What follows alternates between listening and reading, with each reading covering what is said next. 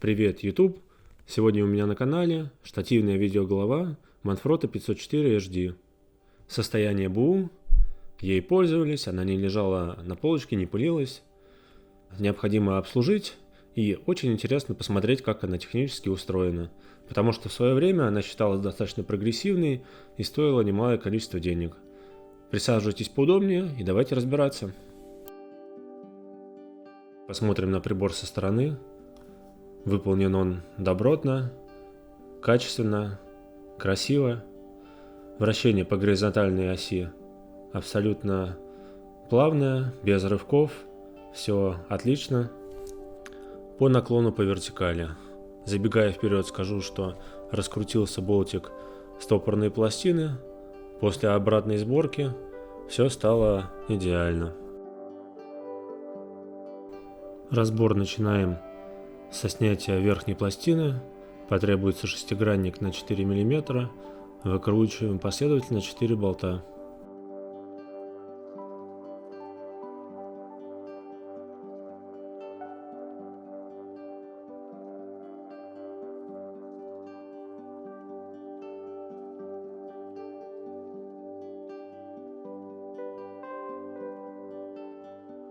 Пластина снята.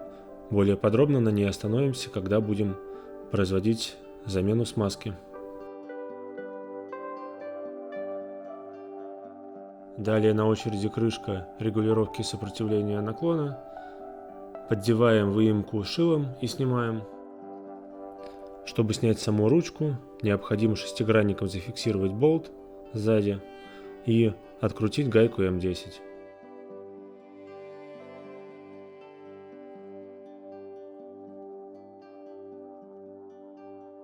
Ручка имеет обратную резьбу. Для ее снятия необходимо повернуть ее по часовой стрелке. На ручке размещена шайба с выемкой, далее подшипник и еще одна ответная шайба, также с выемкой.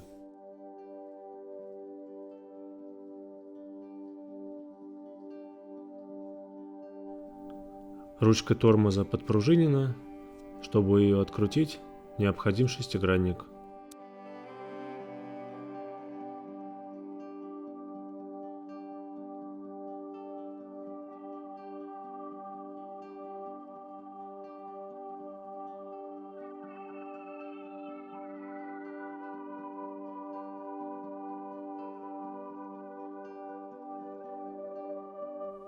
Для снятия декоративной красной накладки необходим шестигранник на 2 мм.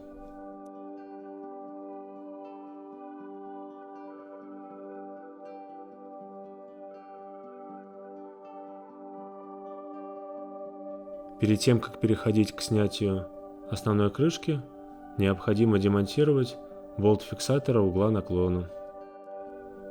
Крышка демонтируется с некоторым усилием, по той причине, что необходимо высвободить подшипник, а также необходимо разомкнуть две половинки картриджа. При демонтаже крышки у меня вываливаются фрикционы фиксатора угла наклона. Главное их не потерять.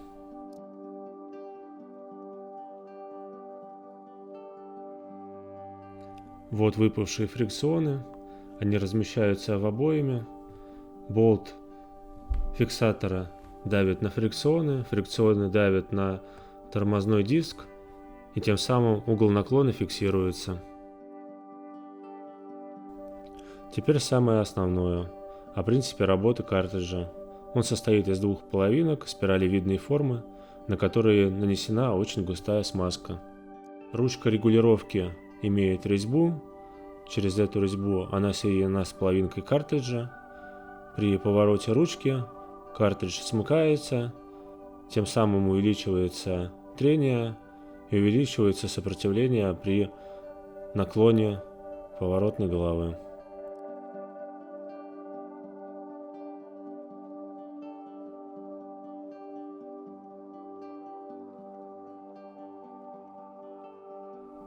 Для снятия крышки контрбаланса необходимо перевести ручку регулировки в положение 0, и тогда она без проблем снимется. На обратной стороне есть две втулки, которые в зависимости от положения ручки регулировки либо обе убраны, либо обе выдвинуты, либо одна выдвинута, другая убрана. На валу контрбаланса размещены две кассеты с спиралевидными пружинами. На кассетах есть точки зацепа, за которые цепляются втулки регулировки контрбаланса. Для снятия кассет необходимо демонтировать шплинт, который я уже предварительно высвободил.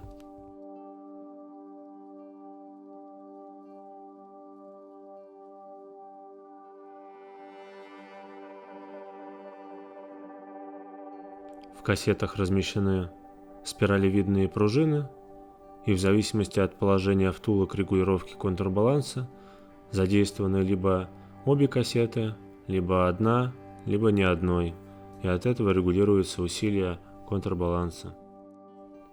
Для обратной сборки мне потребуется синий локтайт, густая силиконовая смазка, а также при необходимости замены смазки в картридже потребовалась бы смазка ОКС 3 единицы 0.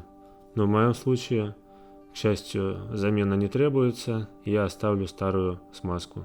Силиконовая смазка не подойдет, потому что смазка в картридже гораздо более густая, и по консистенции она больше напоминает клей, чем смазку.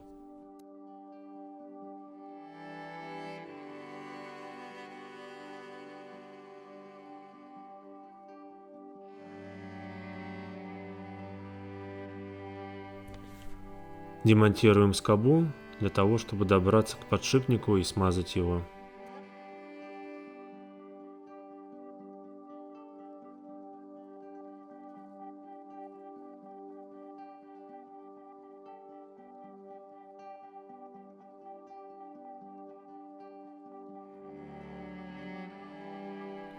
Подвижные части смазываю силиконовой смазкой, а болты обрабатываю фиксатором резьбы.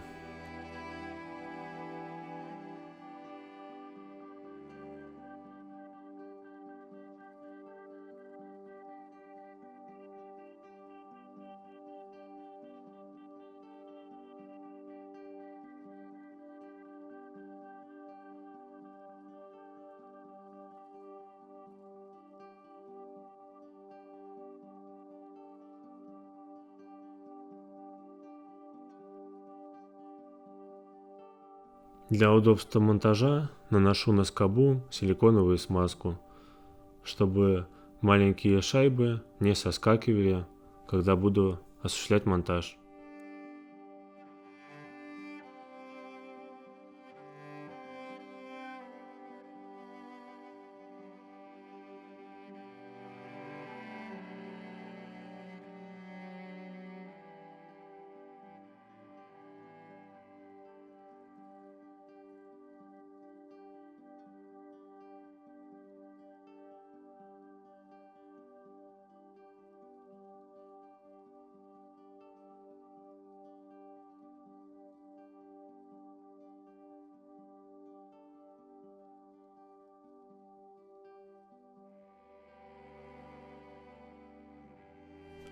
На фрикционы также наношу силиконовую смазку для удобства монтажа.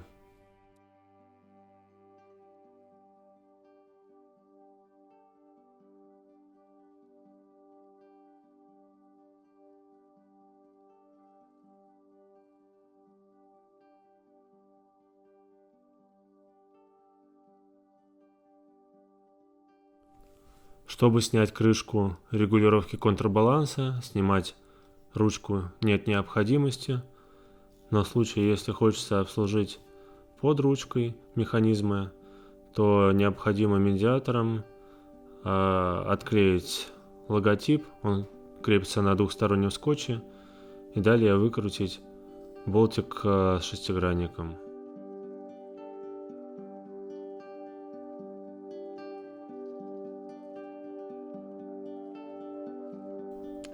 Под барабаном 4 втулки, все они подпружинены. 2 втулки, они отвечают за то, чтобы фиксироваться в картридже, а 2 другие втулки, они с шариком и они служат для того, чтобы переключение режимов было со щелчком. Для демонтажа внешней корзины необходимо контурящие втулки высвободить в разные стороны, и тогда втулки можно будет снять и извлечь внешнюю корзину этого барабана.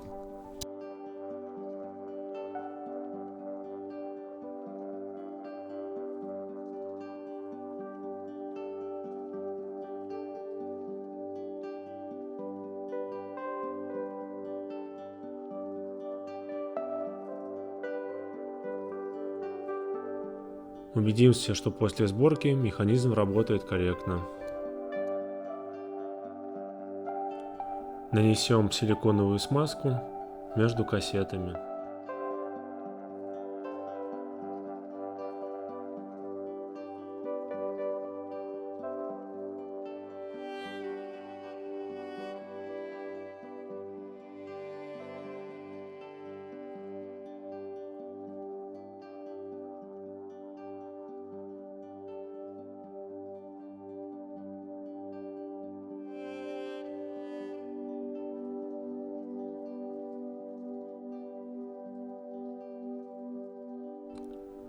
Также нанесем силиконовую смазку на резьбу ручки.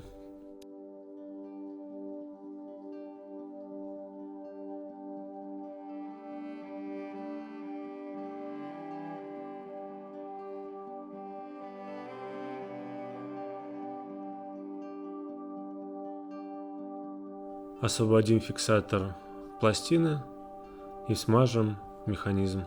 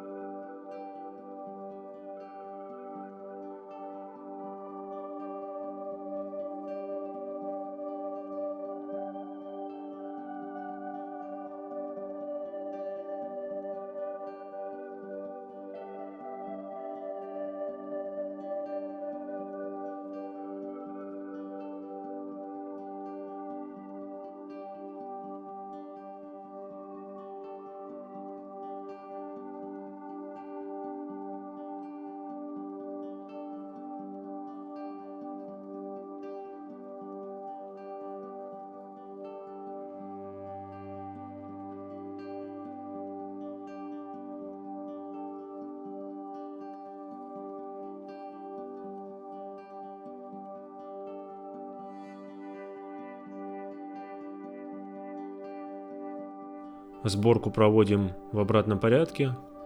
Здесь все элементарно, поэтому включил ускоренную запись.